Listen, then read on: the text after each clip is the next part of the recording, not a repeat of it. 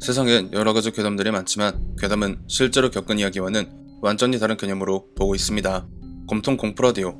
오늘 들려드릴 이야기는 시청자 너만 얼음땡님이 보내주신 이야기로 6년 전 제주도에 여행 갔을 때 겪은 렌트카에 대한 이야기라고 합니다. 중고차를 사다가 겪은 이야기는 제보를 많이 받았는데 렌트카를 탔다가 겪은 이야기라니 지금까지 다뤘던 모든 실화 제보들 중에서도 단연 신선함으로는 탑티어 클래스인데요. 과연 렌트카를 탔다가 어떤 일을 겪으셨을지 지금 바로 알아보겠습니다. 6년 전 여름 휴가 때 겪었던 일이고요. 같이 그 일을 겪었던 친구도 생생하게 기억하는 일입니다. 당시 여름 휴가 일정이 겹쳤던 친구와 함께 2박 3일로 여행 계획을 짜던 중에 제주도에 한번 가보자 이야기가 나와서 수학여행 때도 못 가봤는데 이번에야말로 한번 가보자며 같이 들떠 있었더랬죠.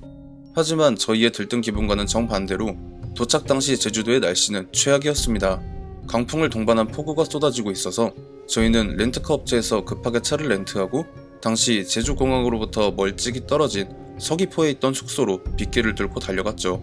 한라산을 관통하는 길이라 그런지 굽이굽이 경사도 심하고 앞길도 잘 안 보이는데 폭우까지 쏟아지니 정말 막막했지만 그래도 혼자가 아니라 절친한 친구가 옆에 같이 있으니 두려움이 조금 덜했습니다. 그러다가 친구가 졸리다고 하더니 잠에 들고 저 혼자 빗길을 뚫고 그 길을 헤쳐나가고 있었는데 운전에 집중을 너무 해서 그런지 제 옆자리에서 처음 듣는 노랫소리를 흥얼거리는 친구의 목소리가 들리는데도 그게 어떤 노래인지 물어볼 겨를도 없이 운전을 했고 그렇게 숙소에 도착을 해서 주차를 하는데 그때까지도 친구가 잠에 빠져서 일어나질 않길래 흔들어서 깨우니까 벌써 도착했냐면서 아무렇지 않게 차문을 열더라고요. 너 아까 전에 흥얼거리던 노래 제목 뭐냐? 좋던데? 이렇게 말을 하니까 무슨 개소리냐고 하더라고요. 아까 전에 이야기 나누다가 자기도 모르게 잠들어서 눈 떠보니 여기인데 자기가 무슨 노래를 흥얼거렸냐면서 어이없사는 거였죠.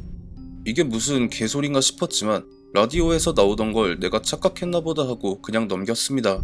그날 그렇게 친구와 저는 흑돼지에 소주 한 잔 걸치면서 지난 이야기를 주고받고 즐거워하다가 숙소에 들어 누웠고 다음날 성산일출봉에 가기 위해 차에 올라탔는데 제가 주량이 조금 약해요. 한 병만 마셔도 꽐라가 되는 사람이라 숙취도 거의 없고 주량도 강했던 친구가 대신 운전대를 잡았죠. 저는 덜 깬 술 때문에 숙취와 씨름을 하다가 지쳐서 잠깐 잠에 들었는데 갑자기 친구가 절 흔들어서 깨웠습니다. 너는 자면서도 노래를 흥얼거리냐? 아주 가수를 해라 가수를. 이렇게 말을 하면서 깨우는 거죠.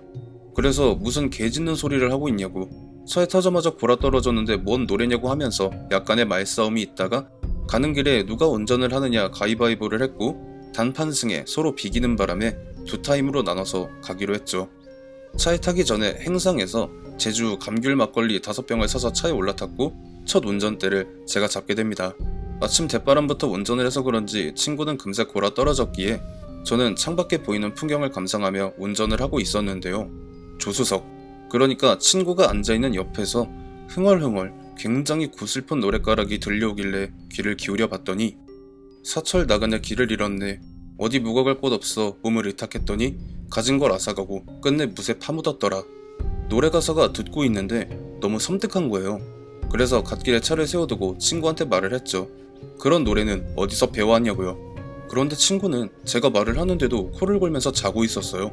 그래서 흔들어서 깨워서 말을 했더니 자기는 그런 노래 듣도 보도 한 적이 없다고 화를 내니까 아 그렇냐고 내가 잘못 들었나 보다 하고 그냥 넘긴 다음 바톤턴치를 해서 친구가 운전을 해서 숙소에 도착을 했습니다. 숙소에서 간단히 여독을 풀고 편의점에 술을 사러 나가는데 친구가 저한테 갑자기 뭔가를 물어봤어요. 너 아까 나 운전할 때 안 자고 노래 부르지 않았어? 이게 무슨 뚱딴지 같은 소린가 싶어서 아니라고 했더니 무쇠 파묻혀 원한을 품고 찾아가니 놀라서 문을 닫는 아낙네가 떠는 모습이었네. 이런 노래를 부르지 않았냐고.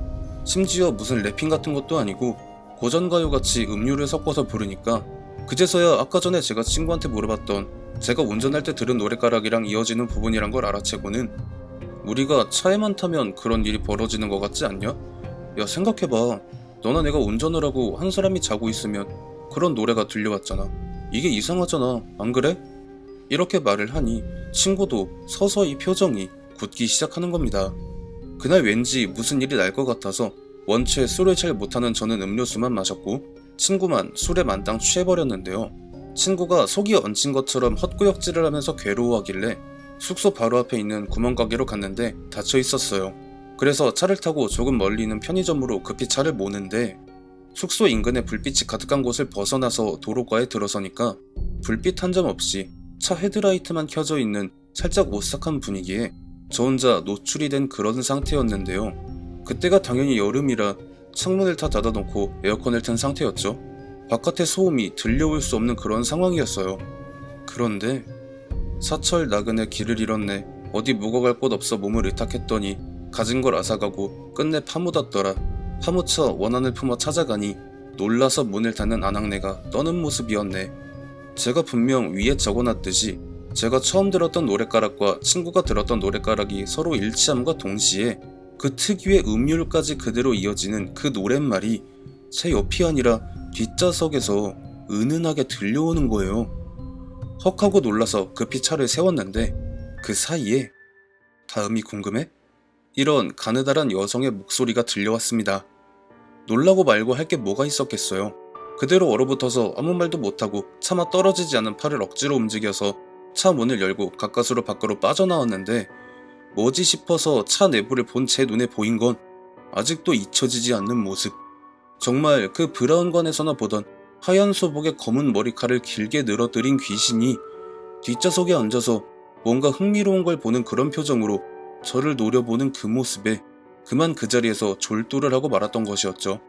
눈을 떠보니 병원 침대에 누워있었고 술이 조금 덜 깬 친구가 제가 일어난 걸 보고 어디론가 달려가는 모습이 보였습니다. 잠시 후 저한테 온 닥터가 하는 말이 제 뒤에서 조금 멀찍이 떨어져 달려오던 운전자가 했던 증언대로만 말씀을 드리겠다면서 제 차가 마치 음주운전을 하는 것처럼 좌우로 휘청이더니 이내 가드레일을 들이받고 그 자리에서 멈췄다고 했다는 겁니다. 그렇게 그날 아침 퇴원 수속을 밟고 숙소로 돌아온 저는 친구에게 제가 겪은 이야기와 친구가 제가 그 차 안에서 듣고 겪은 일이 간밤에 제가 겪은 일과 일맥상통한다는 이야기를 했더니 친구가 그 자리에서 렌터카에 호출을 해서 차를 곧장 인도를 하더라고요. 사실 자기도 이상한 걸 알고는 있었는데 서로가 겪고 느낀 게 다르다고 생각을 해서 쉽사리 말을 꺼내지 못했다고 하면서요. 결국 제주공항까지 택시를 타서 거금을 지출한 저와 친구는 6년이 지난 지금도 술자리에서 안주 삼아 이 일에 대해 이야기를 하곤 합니다. 하얀 소복을 입은 귀신. 제가 어릴 적엔 토요미스테리 극장이나 전설의 고향, 위험한 초대 등 다양한 매체에서 공포 실화를 다뤘었는데요. 매체끼리 짜고 맞춘 건지 등장하는 귀신이 남자든 여자든 가리지 않고 하얀 소복을 기본 베이스로 장착을 했었던 게 기억이 납니다. 시청해주신 모든 분들 감사드리며 구독과 좋아요 알림 설정 부탁드립니다.